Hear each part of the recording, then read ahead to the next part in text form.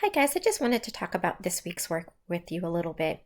So these are the instructions. We have Tuesday and Thursday's works, and then I give you a preview. So on Tuesday, I want you to complete and submit your entire rough draft and respond to two of your peers. So I know that seems like a lot, but remember we've done everything except for the background section. So that's what you should be working on.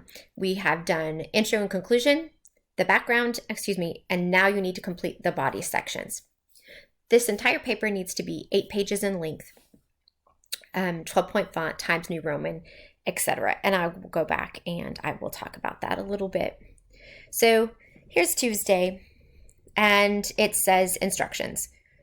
I give you an example. I also give you the entire student paper and then everything that you need to have, okay? And it will be worth 42 homework points.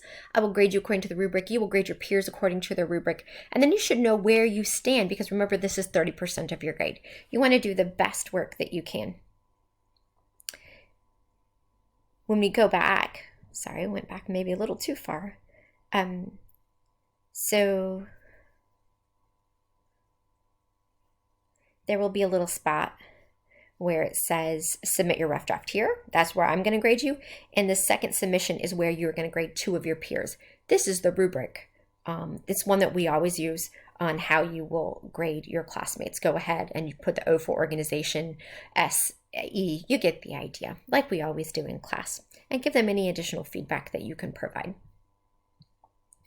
And then for Thursday,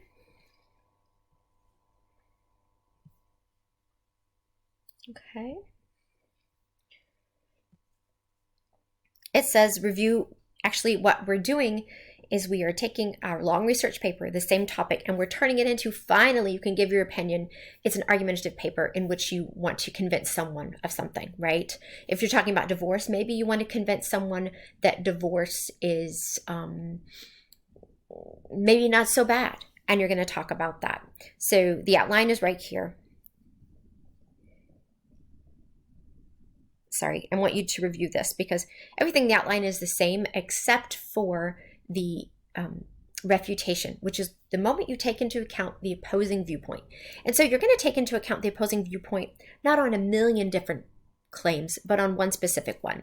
And it's not going to be the most ridiculous one. You really want to show the opposing viewpoint respect. So the counterclaim, and this is all in one paragraph, guys, all 3 of these will just be one little paragraph. Proponents of reality television may say that reality television is not harmful to society. Okay, so this is a paper that says reality television is harmful to society, and they're trying to take into account people who don't think that.